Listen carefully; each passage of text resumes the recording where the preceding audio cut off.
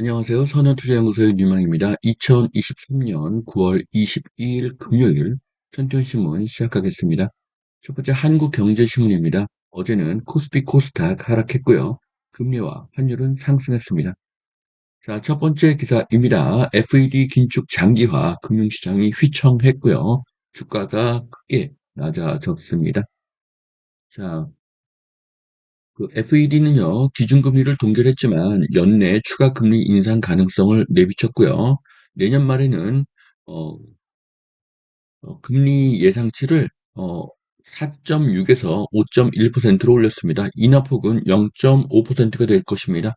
자, 우리가 주목할 것은 내년에 0.5%의 금리 인하가 있다는 것이죠.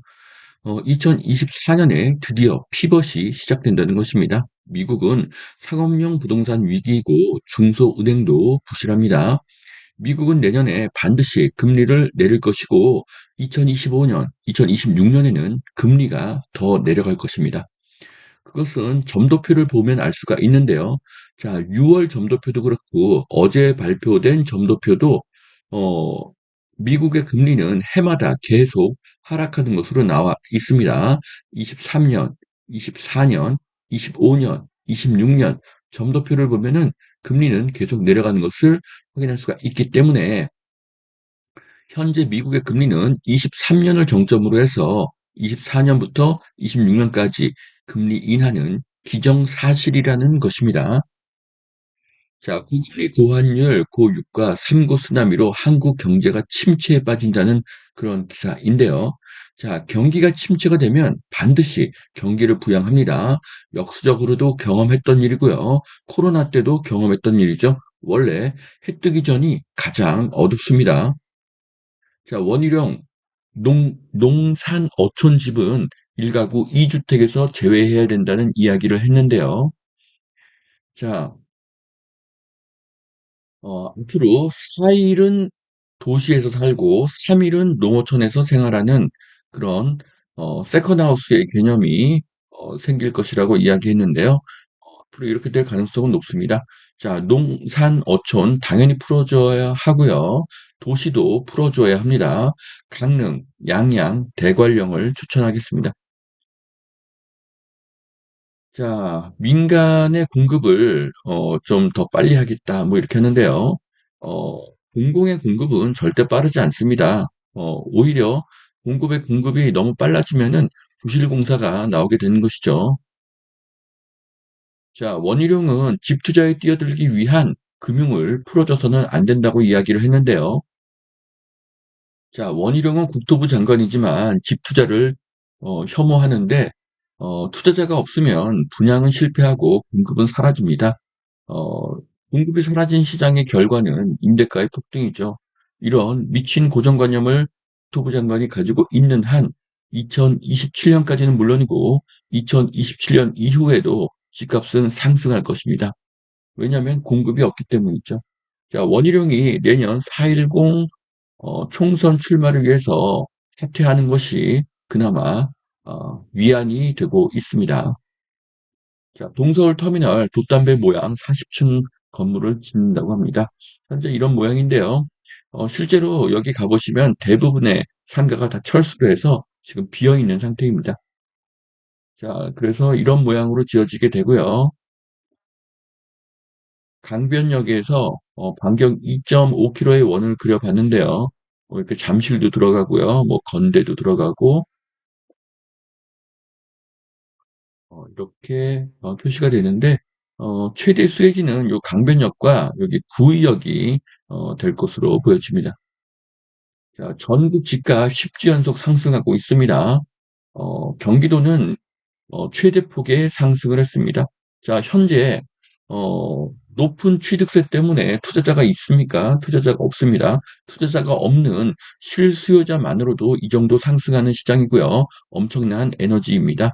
자, 2024년에 투자자도 개입하게 될 것인데 그렇게 되면 상승세는 더 가팔라질 것입니다.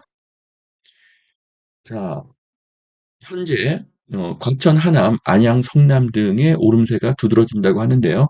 제가 계속 이야기했듯이 강남, 서울, 수도권, 지방으로 상승이 확장되고 있는 그런 시장입니다.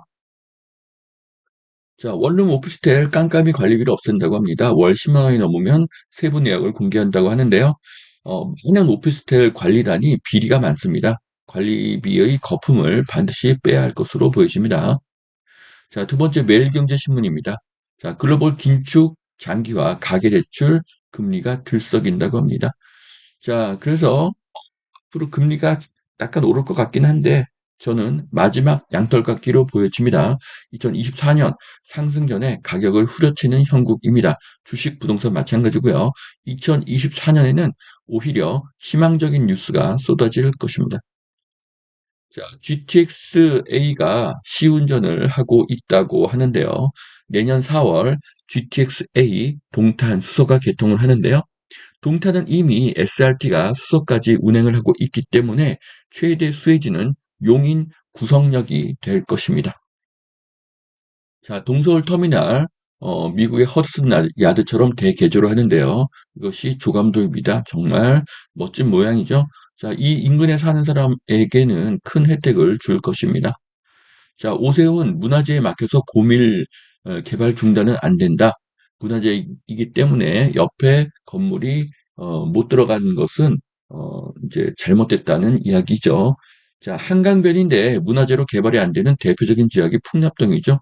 앞으로 풍납동에 큰 뉴스가 나올 것입니다. 자, 서울 아파트 전세 올 들어 최고 상승을 했습니다. 자, 서울 전세가 크게 상승하고 있고요. 경기도도 전세가가 크게 상승하고 있습니다. 지금부터 계약갱신 청구권으로 지난 3, 4년간 5%만 증액하고 전세로 살던 임차인이 쏟아져 나올 것입니다. 전세가가 상승하면 무주택자가 집을 사기 시작하고 집값은 더 상승하게 될 것입니다. 자, 미국이 금리를 올리면 한국도 금리를 올려야 되겠죠. 가계부채 세계 4위 한국이 어떤 경고라는 그런 기사인데요. 자, 은행에 가면은 일반인은 단돈 1,000만 원도 돈을 빌리기 어렵습니다. 그런데 한국이 세계 4위의 부채 국가다? 말이 안 됩니다. 자, 이것은 이런 오류가 생긴 것은 한국에만 있는 유일한 부채가 있기 때문입니다. 한국에만 있는 유일한 부채가 무엇입니까? 전세자금 대출 때문입니다. 전세자금 대출을 빼면 한국의 부채는 많지 않습니다. 자, 여기까지 2023년 9월 22일 선천신문 마치겠습니다.